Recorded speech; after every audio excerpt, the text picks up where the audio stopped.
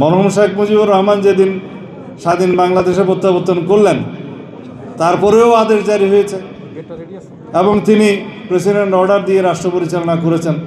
সেই প্রেসিডেন্ট অর্ডারের প্রথমটা ছিল যে লস কন্টিনিউয়েন্স অর্ডার 1972, তারপরে ছিল provisional constitution of Bangladesh order. এইভাবে সমস্ত অর্ডারগুলো করতে করতে যেদিন সংবিধান গৃহীত হলো, সেই সংবিধানের পরে 1973 সালে যেদিন জাতীয় সংসদের নির্বাচন অনুষ্ঠিত হলো, সেই জাতীয় সংসদ সেশনে বসলো। সেই সেশনে বসার পরে মুলতবি হলো, তারপরে অর্ডিন্যান্স জারির ক্ষমতা পেল রাষ্ট্রপতি। নায়াসিনামাইড ও স্যালিসাইলিক সমৃদ্ধ লিলি ফেস ওয়াশ যা ফেসের ডেড স্কিন সেল দূর করে দেয় দ্বিগুণ ফাস্টার ব্রাইটেনিং। তার আগ পর্যন্ত তো অর্ডার করে দিয়েছে, সংবিধান গৃহীত হওয়ার পরেও অর্ডারের দেশ চলেছে। সুতরাং অর্ডারের জমানা তো তখন শেষ। 1973-তে অর্ডারের জমানা শেষ। এখন কিভাবে রাষ্ট্রপতি অর্ডার জারি করলেন?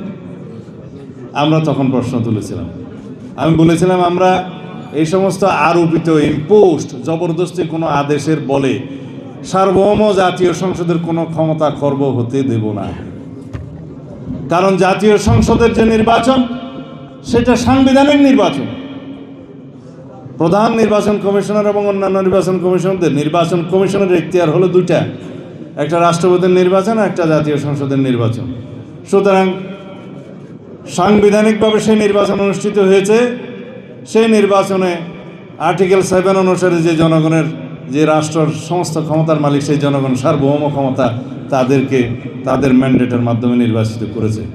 জাতীয় সংসদ সার্বভৌম, এমপিরা সার্বভৌম নয়, কিন্তু তারা সার্বভৌম প্রতীকের প্রতিনিধি। তাদের ভোটটা কি কোনো আইনের ভোট? এটা তো সাংবিধানিক ভোট। কিন্তু আপনি একটা আইন প্রণয়ন করেছেন, গণভোট অধ্যাদেশ, মানি সেটা আমাদেরই দাবি ছিল। যেহেতু আইনি ভিত্তি চাচ্ছে সব দল, জুলাই জাতীয় সনদের, ঠিক আছে, জনগণের সার্বভৌমত্বের একটা সম্মতি নেই, তারা যদি পক্ষে থাকে সেটা সংসদে গৃহীত হবে। সুতরাং এই গণভোটের ভিত্তিতে যেই ভোট, গণভোট, সেটা আইনের ভোট, সাংবিধানিক ক্ষমতার বাইরে। তো আইনের ভিত্তিতে যে ভোট, তার মর্যাদা হচ্ছে সাংবিধানিক ভোটের পরে।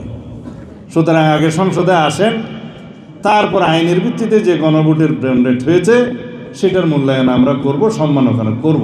কিন্তু যতটুকু রাজনৈতিক সমঝোতার দলিল হিসাবে জুলাই জাতীয় সনদে স্বাক্ষরিত হয়েছে, গৃহীত হয়েছে ঐক্যমত্যের, কিন্তু জবরদস্তি আপনারা বাহাসে না পেরে, ঐক্যমত্য কমিশনে জবরদস্তি করতে না পেরে আমাদের উপরে একটা আদেশ জারি করে দিলেন। তথাকথিত সেই আদেশে বললেন, এই আদেশে বলা হচ্ছে 100 সিটের উচ্চকক্ষ হবে, এই আদেশে বলা হচ্ছে সেই উচ্চকক্ষের সংবিধানের সংশোধনে নিয়ে যেতে হবে এবং সেটা ভোটের অনুপাতে হবে। সেই সমস্ত তো আমাদের হয়নি। জবরদস্তিমূলক মার্শাল্লোর মতো কোনো আইন জারি করে দেবেন, তাও আইন না। বললাম তো, মেসকুলেন্ট ফ্যামিলির কিছুই না, মাঝামাঝি। সেই আদেশের উপর জনগণের উপরে আপনি ভোট দিতে বলবেন।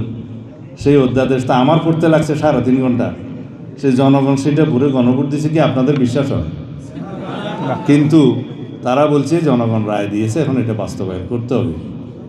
ঠিক আছে, সে গণভোটের রায় বাস্তবায়ন কিভাবে করতে হবে সেটা জাতীয় সংসদে বসে আমরা আলাপ করব। তার ভিত্তিতে আমরা সংবিধান সংশোধন করব।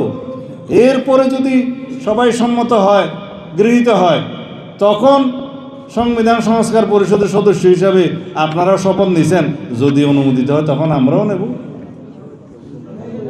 আর সংবিধান সংশোধন এই সংস্কার পরিষদের সদস্য হিসাবে করলে হবে, আর না হলে কি হবে না?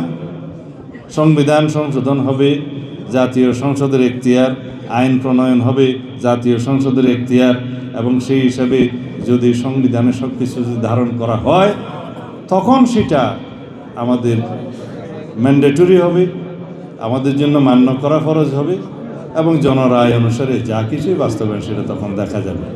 এখন কিছুই নাই বলছে গণ অভ্যুত্থান, এটা অভিপ্রায়ের অনুবলে এই সরকার হয়েছে, অভিপ্রায়ের অনুবলে এই নির্বাচন হয়েছে। সুতরাং অভিপ্রায়কে ভিত্তি ধরে নাকি সব কিছু যেতে হবে। তো অভিপ্রায় যদি সব কিছু হয়, আর্টিকেল 106 অনুসারে সুপ্রিম কোর্টে আসতে হইল কেন? অভিপ্রায় যদি সব কিছু হয়, আর্টিকেল 106 অনুসারে প্রধান উপদেষ্টা সহ অন্যান্য উপদেষ্টারা শপথ নিলেন কেন? যদি সব কিছু হয় তাহলে পরে আইন প্রণয়ন করে আপনারা ভোট দিতে হলো কেন? যদি বলা হয় সংবিধান অনুসারে 3 মাসের মধ্যে হাসিনা যাওয়ার পরে নির্বাচন হওয়ার কথা, নির্বাচন হইল না কেন? এই না হওয়ার জন্য তো 106 গেছে। সে এক্সেপশনাল পজিশনের জন্য, ডক্ট্রিন অফ নেসেসিটির জন্যই 106 এর কাছে যেতে হয়েছে, সুপ্রিম কোর্টের কাছে যেতে হয়েছে। এখন কেউ কেউ বলে যে 106 অনুসারে সরকার তো গঠিত হয়েছে, কিন্তু সংবিধানের অনেক বিধান নাকি অ্যাব্রোগেটেড হয়েছে। সংবিধানের অনেক বিধান অ্যাব্রোগেটেড হবে জেনেই তো 106-এ যাওয়া হয়েছে। এখন আমাকে অনেক কথা বলে যে এত ভোট পেয়েছিলাম আমরা, নিয়ে যাওয়া হয়েছে। আপনারা স্বপ্নে দেখেন কিভাবে? স্বপ্ন দেখারও তো একটা সীমারেখা আছে। যেই দল মনে করে যে তার সরকার গঠন করতে পারত, তাদেরকে হারানো হয়েছে, এই স্বপ্ন দেখাও তো না জায়েজ। একটা হক, একটা সীমারেখা থাকে। আসুন ভাই, সব জাতীয় সংসদের ভিতরে ঢুকে যাই, ওখানে সমস্ত বিতর্ক হবে এবং আলাপ আলোচনার মধ্যে দিয়ে যেটা জনগণ চাইবে, যেটা আইনানুগ হবে, যেটা সাংবিধানিক হবে, সেটা আমরা দেখব।